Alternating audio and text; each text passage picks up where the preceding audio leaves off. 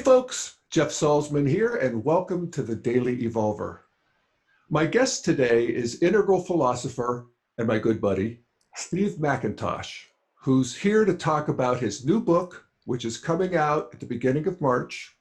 It's called Developmental Politics: How America Can Grow into a Better Version of Itself. I've read it, it's fabulous, and I'm excited by it because I think it offers a truly integral map and one that's really filled out well, that'll help us navigate and move beyond these current culture wars. So welcome, Steve McIntosh. Thank you, Jeff. It's a pleasure to be with you as always. Yes. So why don't we start with an overview of developmental politics and what's the book about? Well, the book is in some ways summarized by the subtitle, How America Can Grow into a Better Version of ourselves or itself. The current problem we face is that our politics are badly broken. And this hyperpolarization, this kind of gridlock of our electoral system, as I argue, has resulted in the rise of Trumpism. The complication, however, is that the polarization has resulted from our own growth, from our own rapid development as a society over the last 50 years. And so we've become stretched out culturally to the point where there's really no common ground. There's no longer a viable political center. And that's because cultural evolution is really the cause of the problem for good and bad. And so the right approach to hyperpolarization and our dysfunctional democracy is to grow further, is to effectively develop into a more mature level of our society. But the book is not an idealistic call to something that's not politically feasible. Indeed, throughout the book, I outline a pragmatic program for cultural maturation that doesn't involve changing people's values. We're not just trying to make everyone progressive. The idea is to expand the scope of what people can value, right? That is, wherever you are on the political spectrum, it's possible to on your own cultural terms, become more sympathetic to the values of your opponents. And that leads to a whole practice of values integration. But the bottom line is that our political problems are arising upstream from that is, the political problems we have are arising upstream at a cultural level. So we need a cultural approach to politics, a new politics of culture, as I explain. And the key component of this new politics of culture is really what I define as cultural intelligence, right? So we've seen the rise of emotional intelligence and how important that is. Cultural intelligence is just emerging now as a way of understanding this expanded perspective that sees through to the bedrock values where our current conflicts lie. Cultural intelligence reveals that America's political dysfunction is not caused by simply the split between left and right. It's not just a matter of red states and blue states. It's actually a three-way contest between America's three major worldviews. The mainstream worldview of modernity, the traditional socially conservative religious worldview, and the recently emerged progressive postmodern worldview, or just progressivism for short. These are three major forms of culture, and although their values overlap to some degree, they're also in conflict. As a result of their emergence, their historical sequence of emergence, there are dialectical polarities between each one of these worldviews. And so the practice of cultural intelligence begins by understanding that each one of these worldviews has positive values that our society continues to need, and negative pathologies that we need to overcome or gradually prune away. So the first step is what I call teasing apart the dignities from the disasters of each worldview, seeing each worldview clearly. Right now, the partisans of each worldview can see the other worldviews primarily for their negatives. They don't appreciate the actual values, the good elements of these worldviews, of what they're trying to achieve politically, socially, and culturally. So this cultural intelligent perspective allows you to see around each worldview. You can see its upsides and its downsides. And once we can see the downsides and the upsides clearly, that allows us to distinguish the two. And it allows us to see that there are positives with every worldview that our society continues to need, and indeed that we continue to need in our own value system. So this idea of cultural intelligence is pragmatic because it gives us a practice. And the practice gives us a perspective that's effectively outside and above the current culture war. And from that perspective, we can begin to understand that cultural intelligence itself is coming from a kind of a post-progressive perspective. That is, it does what progressive consciousness or the progressive worldview can't, and that is it affirms progressive values, environmentalism, social equality, the diversity and inclusion. It recognizes all the good that progressivism is trying to do and affirms that.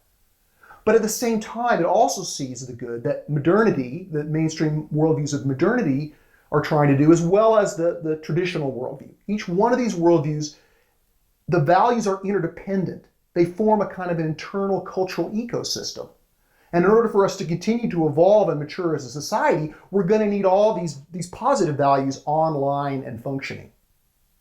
So the second step of cultural intelligence, once we've teased apart the dignities from the disasters of each of these worldviews, the next step involves recognizing how the polarities that divide these cultural structures are, in a sense, that there's an opportunity to turn those divisions into bridges.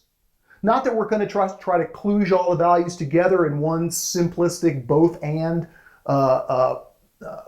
program, because that would eliminate the tension, the challenge that each worldview has to the other. And it's these tensions or polarities that, in a sense, are responsible for shaping and charging the values of each one of these worldviews. So we need to preserve the conflicts, but preserve them in a way that creates a deliberative container of challenge and support, so that there can be an acknowledgement of the interdependency of the values across these major worldviews, while at the same time a firm rejection of the pathologies of each. So, Steve, could you give us, you talk about the dignities versus the disasters, and you talked a bit about the progressive, but what are the dignities and disasters of modernity and traditionalism? Sure. Well, modernist values include the rights of man as they were first originated in the Enlightenment, right? All the liberal freedoms that are enshrined in our Constitution, these liberty values, if you will, are really the foundation of modernity and the kind of, in some ways, responsible for all the material progress that modernism has made over the last 300 years. Modernist values include scientific and technological progress. They include democracy and the sovereignty of the individual. Right? There's many elements of modernity that we kind of take for granted because they've been achieved in a robust way. But these values are fragile, and unless we continue to affirm them, they can be undermined. Likewise, the values of traditionalism include the positive values of decency and honesty and fair play and respect for family and country.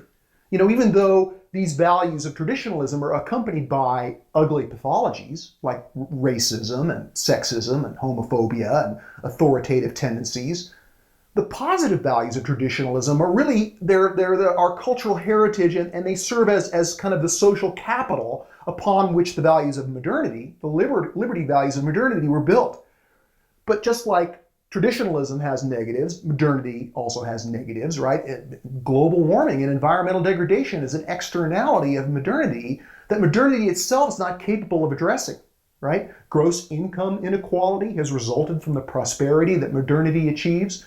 We have nuclear proliferation, crony capitalism. There's many elements of modernity that mean that it's not the end of history. We can't just rest there. Modernity, for all its gifts and all of its very important cultural evolution, is also culturally unsustainable, right? Not only because of its environmental degradation, but also because it's sort of being pulled apart at the moment between these two moral systems, right? The moral system of traditionalism, which supplied the morality of modernity, in kind of partnership, in a truce with it, and then the newly emerging moral system of progressivism, which is based on a kind of a communitarian ethos of sensitivity, right? That is, progressive values bring a new level of care, a new concern for the environment, a new concern for the marginalized and exploited. And it's through this new level of care that we can become a more moral civilization. So we not only need... I often think of like the funniest thing after the calamity of human history is Right. that the latest development is that we become nice. Well, progressivism's not just, there are nice sides, but there are some very not nice sides of progressivism. Progressivism originally gained traction, right, emerging in the 60s, maturing over the past few decades into a cultural worldview of its own. It kind of stands in antithesis to the rest of the society. It rejects much of what modernity has accomplished. It sees much of traditionalism only for its downsides. It sees traditional culture as in some ways despicable. Right? And so the threatening elements of progressivism is that it can undermine the best of what we've achieved previously, by undermining those positive values of these previous accomplishments from within, right? So progressivism's pathologies include anti-modernism, right? Reverse patriotism, self-righteous scolding, tyrannical demands for immediate reform. It's those pathologies, which are clearly visible, right, to modernists and traditionalists, that are partially responsible for the rise of Trumpism, right? So even if we defeat Trump in November, unless we deal with the cultural forces that led to Trumpism, we're not going to be able to overcome the hyperpolarization that threatens our republic. And you're saying that the solution is more development. We move into an integral consciousness that is able to contain the best of the previous stages. Right. The sort of the knee-jerk reaction that most people have when faced with hyperpolarization is the admonition that we just need to meet in the middle and compromise for the greater good of the society. And that's certainly good where you can get it. But because modernity itself has been stretched out through this tug of war between post-modernity and pre-modernity, then this idea of meeting in the middle would, in a sense, be regressive, right? That modernity can no longer contain the cultural growth, the differentiation that has been achieved over the last 50 years. And that's why the next step involves going from the antithesis of postmodernism to progressivism to a more synthetic political position that can carry forward the best while pruning away the worst of all three of these major worldviews, right? And so that leads to a practice or a method, which I outline in the book, called values integration. And values integration involves working with polarity theory or polarity management to bridge and separate, to challenge and support. In other words, the positive structures, the positive values of each one of these worldviews are in fact interdependent, because modernity borrows the social capital of traditionalism. Post-modernity relies on the freedom and prosperity created by modernity.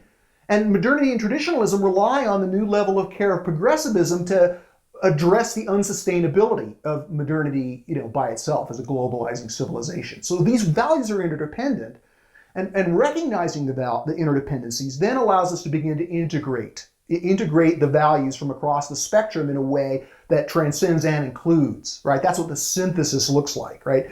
But as Hegel understood, the synthesis is a negation of the negation. That is postmodernity's rejection of the rest of what America has achieved, right? It's anti-modernism, reverse patriotism that I spoke of. That's an important negation. It kind of breaks the spell of modernity. But now we need to go further and negate the negation, at least partially, so that we can re-include modernity and traditionalism into a more inclusive society. We need to become even more progressive than what passes for progressivism today by extending those values of diversity and inclusion to include modernity and traditionalism and the millions of people of good sense and good faith who can see postmodernism only for its threats, right? Those threats are not all wrong. So an example of what values integration looks like can be seen in the case of gay marriage, right? So gay marriage has succeeded politically, it's succeeded legally, and it's succeeded culturally, in that many who were polarized against marriage equality now assent to it and recognize that it's something that they don't have to oppose. I mean, even though there's certainly some hardcore evangelicals who will continue to oppose it, gay marriage has been successful in the face. Let's remember that Barack Obama opposed it in 2008. Right. That retrograde. Right. Well, and that's testimony to the rapidity of its advance. Unbelievable. Right? I mean, I'm a gay guy. I 20 years ago, I didn't even care. I didn't think it was on the radar. I didn't think it was possible. And now here we are. Yes, here we are. Well, and so even though it may not have been done consciously, the fact that by dint of its very rightness, right, marriage equality as an issue, part of the reason that it succeeded, or perhaps the major reason it succeeded, is that it integrated values from across the spectrum of America, right? So of course it integrated postmodern caring values, caring about gay people who've been vilified by our society. It advances sort of modernist liberty values because people should have the right to marry. The government shouldn't be in the business of saying who can get married and who can't, right? And crucially, the cause of gay marriage advances traditional family values, right? Even though traditional interests may not be included in the right for gays to marry. But the fact that the basic commitment around a family, that's the carrying forward of a key traditional value. And that's why marriage equality was able to succeed. Another example is the legalization of marijuana. It integrates values from across the spectrum. And in the book, I talk about other issues like immigration and global warming. For marijuana, it would be so progressives want to get high. Modernists want to be free. And traditionalists what do they get out of marijuana? Well, they get it forwards the traditional value of federalism or subsidiarity, where that local populations should be in control, that we shouldn't have the federal government making decisions that should be made locally, right? So it's a matter of, from a libertarian perspective, the legalization of marijuana is a basic liberty, right? That the government shouldn't be in the business of basically imposing what is outmoded morality, thinking that smoking pot is bad, right? So there's liberty, there's local political authority, and then there's, of course, the liberal and progressive values of caring, of healing people with a medicine that they should have access to. So again, pot effectively integrates values, and then there are other values like immigration and global warming I mentioned that are stuck. They're caught in the polarization vortex, if you will, in a way that they can't agree.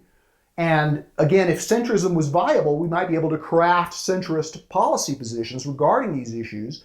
But because the larger cultural threats are pushing one side away from the other, right? That is, the people who are voting for Trump, certainly some of them are deplorables, but millions of them are people of good sense and good faith who see Trump as their cultural bodyguard, right? They see progressivism as essentially destroying or undermining or dissolving many of the values that they hold dear. And so to fight back against progressivism, they feel like they need a tough guy. Now, obviously, I think it's a mistake to make Trump as the president. Obviously he's a scourge on our society. But I would say he's a symptom of polarization, and although he's certainly exacerbated it, the concerns of his voters are something that progressives themselves need to better understand, right? They need to increase their own cultural intelligence. And I think we understand that we need to understand it.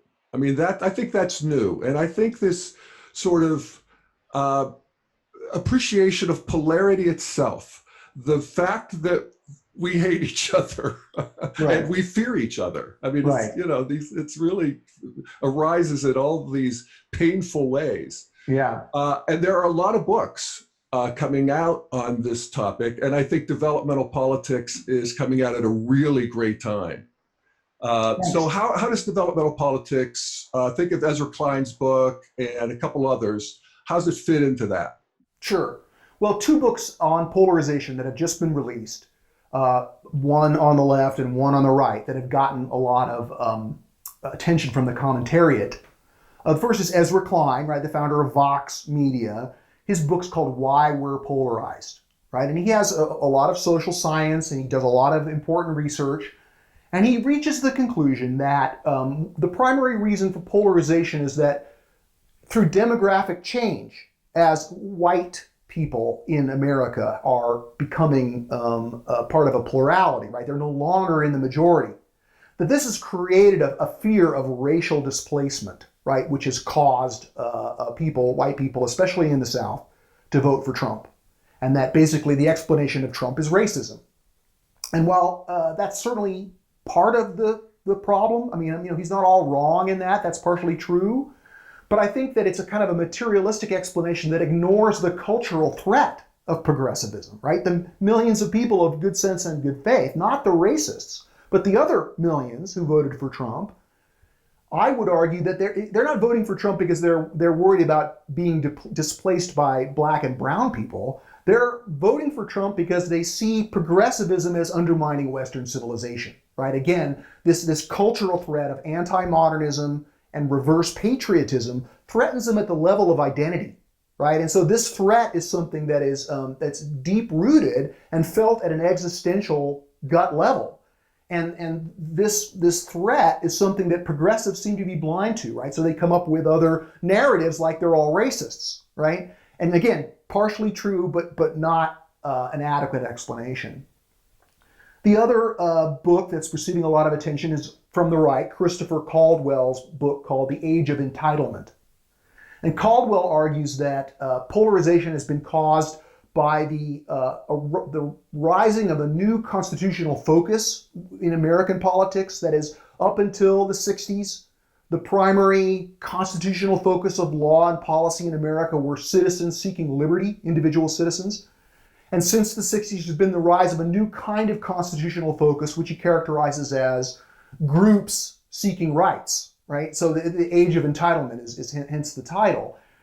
And I would argue that, again, that's partially true as well, but this movement for greater identity and greater group rights is a subset or a symptom of the larger rise of this progressive postmodern worldview in general, right? And it's the cultural emergence of postmodernism, which brings about the rights for those who've been marginalized. It brings about civil rights. That's a very important achievement of postmodernism, and it doesn't go against the grain of what America is all about. Indeed, it's an important maturation of American culture.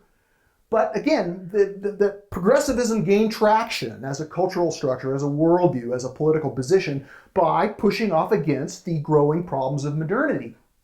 And now we have an opportunity to do, in some ways, the same thing, to push off against the rejectionism of progressivism, right? Carrying forward the best, pruning away the worst, and by staking out a new political perspective or position or even a new worldview that's effectively post-progressive, right? And so that's where developmental politics is different from both the progressive narrative about what's causing polarization and many of the conservative narratives of the cause. It creates a sort of a larger container wherein we can begin to reclaim our collective we in a way that doesn't eliminate the important challenges of one worldview to the next. We become really inclusive. Right, even more actually inclusive. Yes. Yeah, and I really resonate with the idea of post-progressive, because I can't really call myself progressive anymore when you consider the whole realm of what that means. But post-progressive, that's interesting. I think there's a sweet spot in the culture for that.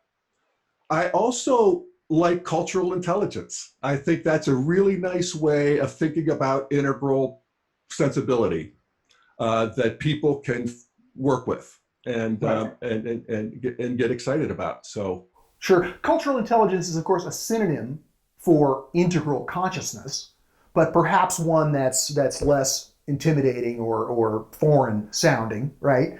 And the idea of post-progressive, it's subtle but important.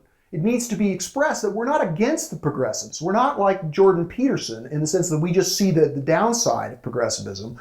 We affirm progressive values, that is, those of us who are post-progressive, like you and me, and we understand how important progressivism is, right? So we're doing our best to transcend it, but also include it. We carry forward the new layer of care that it's brought to our society. Right on.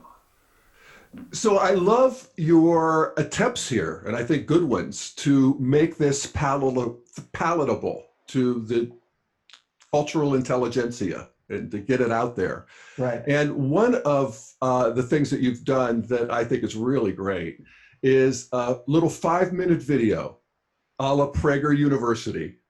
And it's, what do you call it? It's called Developmental Politics Simplified in 5 Minutes. So tell us about that. Sure. Well, again, the book is, there's really two parts. Part one is about this new cultural approach to politics, and it's accessible and pragmatic and hopefully politically meaningful.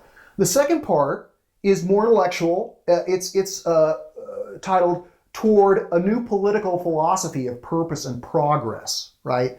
And in that section, I talk about how we can transcend our current hyperpolarization by creating a more inclusive American dream, right? One that's both transcendent and inclusive. But a big challenge in an intellectual book like this is, of course, making it accessible, making it popular. And there's been recently an interesting development in the realm of political rhetoric, right? Prager University, right? Dennis Prager, he's very right-wing, but he's motivated by what he sees as a threat of postmodernity or progressivism, like Jordan Peterson. And he's created this nonprofit which puts out these highly polished 5-minute videos that explain complex political ideas with an extremely right-wing bias, right? So I don't agree with Prager. I certainly can't go with him on all of his right-wing propaganda, but I do admire the fact that he's created this new form, and it's millions of people are watching it, right? The New York Times had to admit that this is gaining traction, right? And for those of your listeners who are familiar with Jordan Peterson, who I mentioned, his latest video on Prager University, 5-minute, it's a 700-word polished script with animatronics and infographics. Peterson's latest video is called Dangerous People Are Teaching Your Kids, right? So he's railing against what he calls the cultural Marxism of academia, right? And again, he's not all wrong, but it's very, in the Prager style, it's very black and white. But with a tip of the hat to the effectiveness of this new rhetorical form, I decided to create my own PragerU style video without the right-wing bias as a way of explaining cultural intelligence and what it means to be post-progressive and how integral politics or developmental politics is an exciting new development that people can embrace as a way of becoming the change they want to see by depolarizing themselves in a way that helps depolarize the larger society.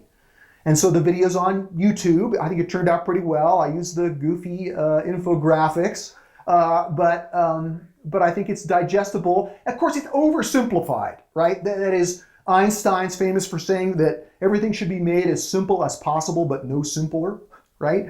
And I've certainly flirted with oversimplifying what the message is, but if those who are more versed in this integral perspective and who are more intellectually discerning, when they watch this video, I would just invite them to appreciate that I admit that I'm oversimplifying it, but I'm trying to present it in a way that can be accessible to the ordinary person, and that the more nuanced explanation of the ideas are in the book itself. Yeah. Well, people need an on-ramp. So, right. Here. Right. I mean, the aha moment of cultural intelligence comes when we see how it's not just a matter of how the progressives need to recognize the legitimacy of the modernists and the traditionalists need to stop being freaked out over the progressives. It's that when we recognize how all of these values are deeply ingrained, important American values that every American can really embrace effectively, that when we expand the scope of what we're able to value, it literally raises our consciousness in a way that restores our faith in progress, right? And gives us hope that the political dysfunction that we see in polarization and that the negative of Trump's presidency is something that we can be optimistic about overcoming in the years ahead. Yeah. You and I were talking a few days ago, and you've talked about that this integral consciousness, this cultural intelligence, feels like you're playing a chord instead of just individual notes. Right. these cultural structures, right? They're systems of values. They're sort of intersubjective. They're in people's minds, but they're also between people in the larger society. And these cultural structures, they supervene into people's minds, right? In other words, some people exemplify them perfectly. Other people are able to make meaning using different worldviews in different circumstances. Like they might be traditionalists on Sunday and modernists on Monday. And so if we see these cultural structures as sounding in people's consciousness as chords, right, several notes at a time rather than single notes, this helps to appreciate how these are types of consciousness within people, right? But they're not just contrived categories to analyze culture. They're emergent systems of cultural evolution that persist across multiple generations and have a kind of systemic life of their own. And so by having a more sophisticated understanding of how these basic units of culture, right, these cultural structures are in this process of being stretched out and differentiating, and that has certainly roiled our society in many negative ways. But it's also a precursor to the potential for a greater level of integration, right? That's how evolution works at every level, differentiation followed by integration. Now, of course, this differentiation, this stretching out of our culture may presage regression, right? I mean, there's no guarantee that we're on some kind of upward escalator to the good. But if we can see the potentials that are hidden within this political crisis, then we can use this opportunity. The pressure, right? The problematic life conditions are creating the conditions wherein it's possible that a new level of culture can emerge, right? Not for everyone, but even if it's just a politically significant group of people who begin to adopt this perspective of cultural intelligence and identify themselves as post-progressive, right, transcending and including all three worldviews, that could result in some significant political developments, both culturally and in our electoral situation. Yeah. I mean, I wish we had a candidate who was talking like this. Well, candidates have to lead and follow, right? They can't get too far out ahead, right? I think Mayor Pete talks like this. I think he gets it more than any of the others that I am resonating with. I certainly would be happy to vote for Pete Buttigieg over Donald Trump. I'm not endorsing a Democratic candidate at the moment. I do think we need to overcome Trump, but more importantly, I think we need to overcome the forces of polarization that brought us Trumpism, right? And that doesn't just mean crushing the opposition. It means recognizing that they have things we need, and that indeed we need to include them in a larger progressive society. Well, very cool. So Developmental Politics is coming out at the beginning of March. You can pre-order it on Amazon now, Developmental Politics, that's right. Hold up the book. We want to hold it up right there. Looks great. Jasper Johns on the cover? Yeah, it's the Three Flags, a famous painting by Jasper Johns. It's in the Guggenheim, recognized as one of the 50 greatest American paintings. And the three canvases, the painting of the American flag with three canvases, glued on each other, is of course symbolic of the three major worldviews that are vying for control of American society at the moment. Yeah, fabulous. So I'd love to have you on. I feel like you're launching a campaign here, Steve. You're doing all your promotion, you're doing launching the book, that 5-minute video, which I will link to. I actually encourage you to listeners and viewers to send it to people and to join this campaign, because I have to say, I've sort of was a sounding board as you were thinking this through and writing it. And I think it hits the bullseye, Steve. I really feel like the culture needs it, and I'm really excited, and I want to help however I can, which includes inviting you back to unpack some more of these ideas. Sure, I'd love to do that. I'd love to talk about some of the more philosophical points in the book, right, that are not part of the political campaign per se, but which are important, right? The idea that that political will has a lot to do with the sort of the magnetic energy of values, right? That is this sense of transcendence, this sense of something greater than ourselves, is crucial for the formation of political will. And if we can come to understand the energetic properties of value, the magnetic pull of values, and how each one of these worldviews is being pulled by its own connection with transcendence, with some transcendent, object that's greater than personal self-interest, recognizing how all three forms of transcendence can be integrated into a larger American dream, right? One that can transcend and include. So the philosophical unpacking of the meaning of the good, right? And how the beautiful, the true, and the good are actually directions of evolution, right? How values are connected to virtues, and how this virtue practice or character development is an important part of the program of developmental politics, right? And how reclaiming our faith in progress, right? Not just scientific or technological or economic progress, not just progress in GDP as conceived of by modernity, but a notion of progress that transcends modernity's value horizons by sort of connecting our cultural and political progress to the larger progress of evolution as a whole in the universe, right? That is, evolution itself has been going beyond for 13 billion years, and in some ways it's pointing in the direction of transcendence.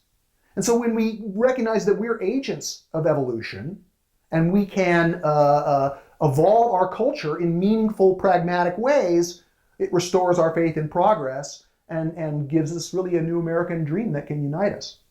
Right on. Yeah. Well, I sure love reclaiming our faith in progress. And I really like character development. And I would also refer our listeners and viewers to an episode we did a few months back based on a character development exercise that you put in the book. And the episode is titled The Path of Virtue. And it feels like there's a new path arising here. And you're really helping to bring it into focus for me, and I think for many others. So this has got to be, if it's true, it can be practiced, right? And so this isn't just furniture for your mind or idle philosophical speculation. I try to provide practices. Developmental politics is full of practices, right? The practice of values integration, right? The practice of implementing polarity theory to recognize interdependencies in values. The practice of virtues and character development as exemplified by the exercise, the online exercise we've created that we talked about. And indeed the practice of cultural intelligence itself, which is this new opportunity for growth that each of us has, and that's an exciting emergence in this time in history. Well, it's made me a better person, Steve. That was the subhead to the episode. It's true. So thank you, Steve McIntosh. And come back again. Thank you, Jeff. It's been a pleasure to be with you, as always. With Developmental Politics, How America Can Grow into a Better Version of Itself. Coming out March 1st, pre-order on Amazon now. And thank you, everybody, for listening and viewing the Daily Evolver.